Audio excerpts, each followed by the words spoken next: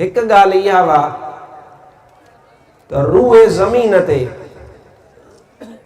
जॾहिं बि कंहिं गासिब जे ख़िलाफ़, कंहिं ज़ालिम जे ख़िलाफ़, कंहिं बद किरदार जे ख़िलाफ़, कंहिं अहले सुन्नत जे मुखालिफ़ जे ख़िलाफ़, नसारे जे ख़िलाफ़, यहूदीअ जे ख़िलाफ़, हिंदू व काफ़र जे ख़िलाफ़ जेकॾहिं कंहिं जिहाद जो झंडो बुलंद कयो त उहो फ़क़ति या रसूल अल्लाह चवण वारनि बुलंद कयो।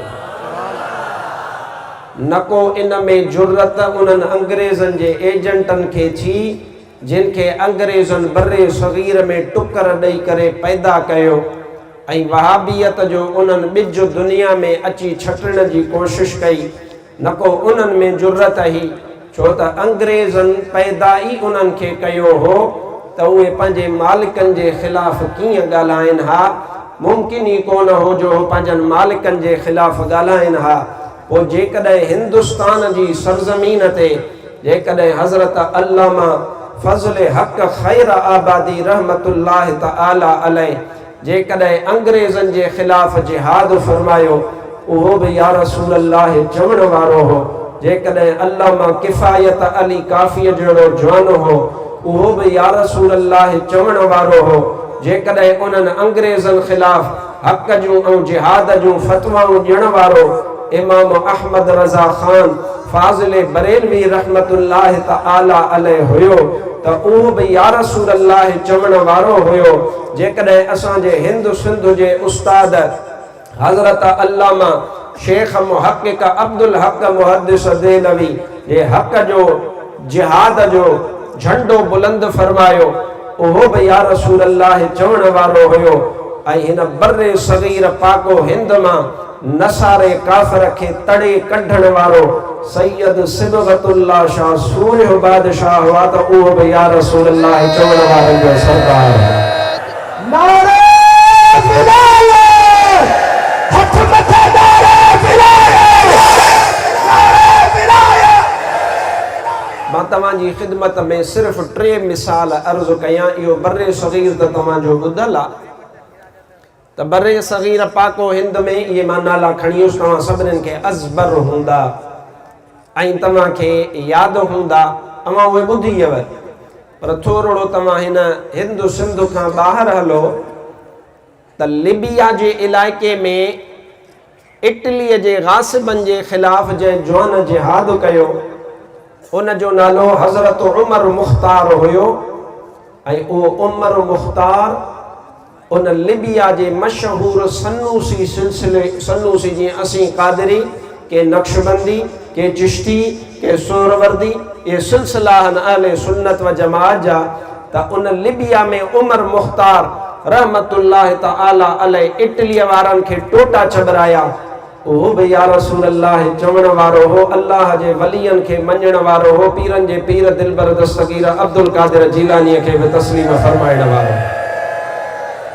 जेकॾहिं तव्हां अल जज़ाइर अरब मुल्क आहे, जेकॾहिं तव्हां उन जी तारीख़ पढ़ंदव त उन अल जज़ाइर जी सरज़मीन ते जंहिं फ़्रांस जे ख़िलाफ़ जिहाद जो अलम झंडो बुलंद फरमायो हो उन जो नालो हो अमीर अब्दुल कादिर जज़ाइरी।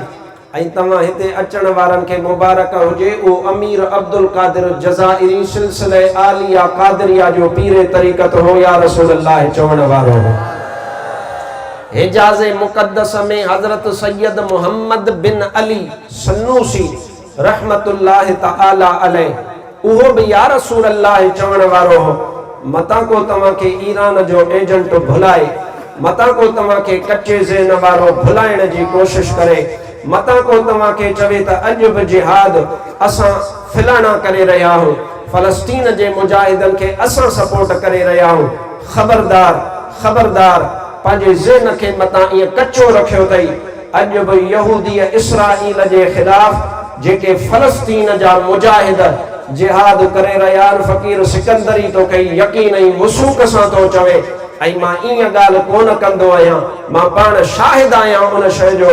अॼु बि जेकॾहिं इसराईल जे यहूदीअ जे ख़िलाफ़ हिन ज़माने में बि झंडो बुलंद करण वारा मुजाहिद आहिनि फ़लस्तीन जा, त उहे बि या रसूल अल्लाह चवण वारा ई आहिनि। मतां भुलियो हां, मतां तोखे को ईरान जो एजेंट चवे, मतां तोखे केरु चवे त असीं पैसा ॾियूं पिया, असीं हथियार ॾियूं पिया। जेकॾहिं तव्हां हथियार ॾियो था त पंहिंजनि कारनि करतूतनि खे लिकाइण लाइ ॾींदा हूंदव। जेकॾहिं तव्हां उन्हनि जी माली मदद कयो था त तव्हांजी जेका कारी तारीख़ हुआ, तव्हां उन पंहिंजी कारी तारीख़ खे लिकाइण लाइ ॾींदा हूंदव।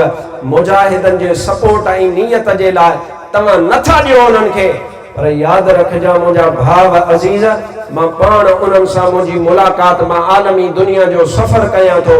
मां तुर्कीअ में गुज़िश्ता साल, इहो वीडियो शाहिदनि तव्हां ॾिसी सघो था, उन बैतुल मुक़द्दस जो पेश इमाम जंहिंजे लाइ अल्लाह ताला इरशाद फरमायो, मुंहिंजे महबूब जो ज़िक्र पाक थियो मेराज जो। अल्लाह ताला फरमायो सुब्हानल्लज़ी अस्रा बिअब्दिही लैलम मिनल मस्जिदिल हराम इलल मस्जिदिल अक़सल्लज़ी बारकना हौलहु लिनुरियहु मिन आयातिना इन्नहु हुवस समीउल बसीर।